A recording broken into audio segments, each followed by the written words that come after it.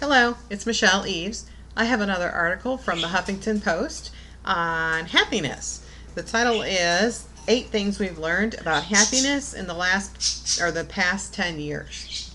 So, did you know that positive psychology had its inception in 1998, and since then it has blown up? And that's because people are learning more about meditation and gratitude and forgiveness.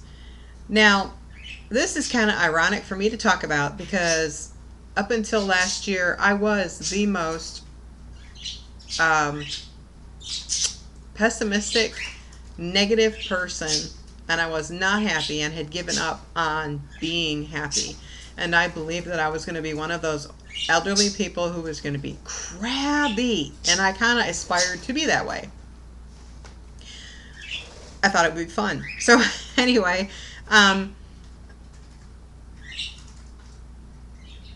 there's 8 tips here that I want to go over with you, and I hope that you comment below and let me know, how you create your happiness. So number 1 is we get happier as we get older. Research has shown that the age 23 and 69 are two happiest ages. But, why are we happier when we get older? Well, that's because they've weathered life's triumphs and storms, and they appreciate the little triumphs in life, not just the big triumphs, but just the little things in life. And that's a big plus on becoming happy. Is just celebrate even little successes. And also, they learn that through trials and challenges will be better things on the other side. And so if you don't dwell on those negative emotions, you will be able to see the positive out of it. So number 2, you can rewire your brain for happiness. Like I said, up till last year, I was a very negative person, and I never thought I would be able to be happy. But I have actually learned how to rewire and reprogram my brain, especially since about just a couple months ago, when Mark had me listen to the audiobook The Secret. I learned how to reprogram my brain and put only positive things out into the universe. So, the universe cannot process things like negative words such as can't, won't, no. It can only process the positive. I can, I will be able to do this. I will be this person. So, that's one way of reprogramming your brain, but also turning off the news. Quit reading all the news. I mean, geez, I told you the other day it was very hard for me to find positive news, and that's very sad in this world of internet where everything has gone viral, and there is very little positive news out there. And so if you just turn off all the negativity, especially when you go to bed, your brain processes constantly as you sleep. And what it is going to be programming is the last thing you think about when you go to bed. So if you don't do any kind of affirmations or positive projection, the last thing you heard was the news.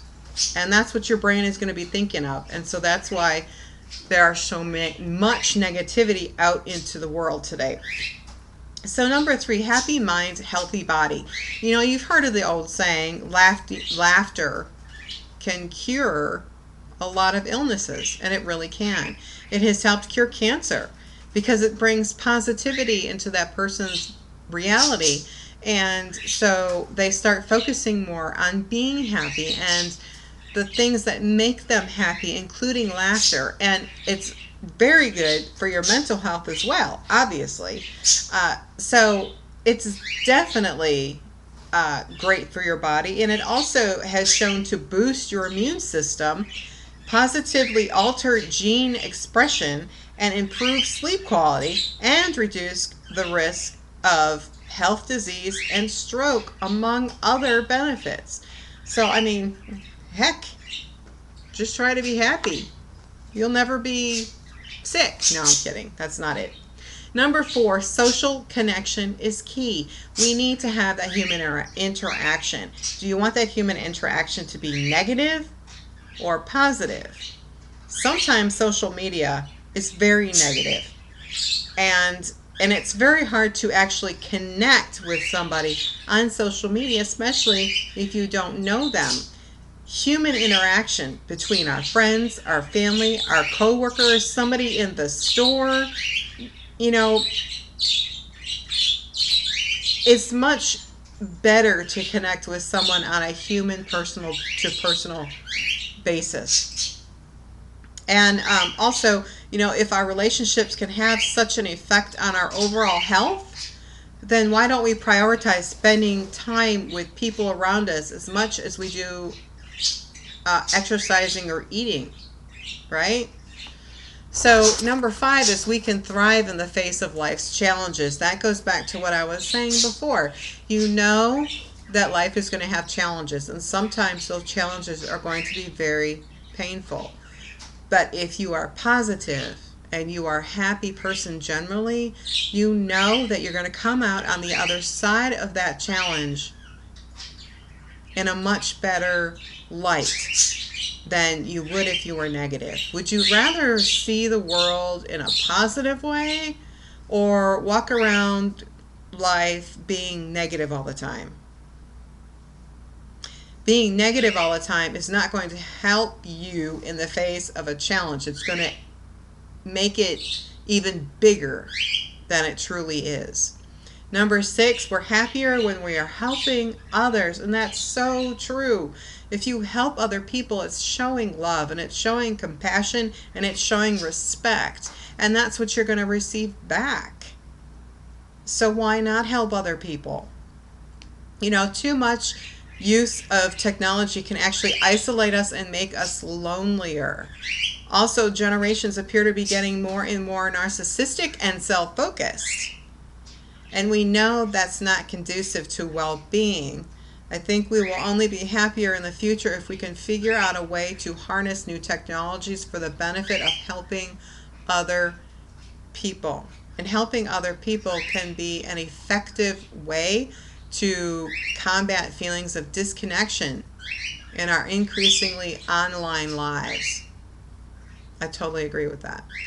Number 7, lasting happiness is born of purpose. Happiness cannot be pursued. It cannot be pursued, but it can be learned.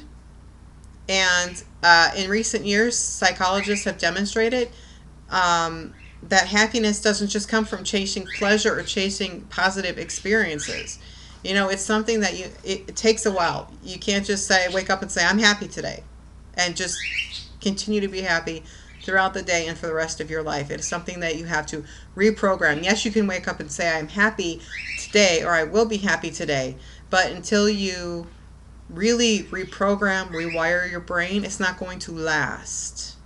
And even though you reprogram and rewire your brain, it doesn't last all the time. But you can bounce back quicker on things that are disappointing. And number 8, mindfulness is a gateway to happiness. You don't have to be a veteran yoga or meditating monk to make yourself at least 10% happier. Studies have shown that meditation boosts feelings of positiveness and psychological well-being, in addition to warding off stress, depression, and anxiety. So I have not mastered the art of meditation, but I have seen what it has done to other people, and I challenge you to do at least one of the suggestions I have suggested: turning off the news. That's why I started this positive news blog. I was tired of hearing all the negative news out there all the time, so I wanted to find some good. So I hope that you got some value out of this. I hope that you challenge yourself, and I will see you tomorrow. Peace.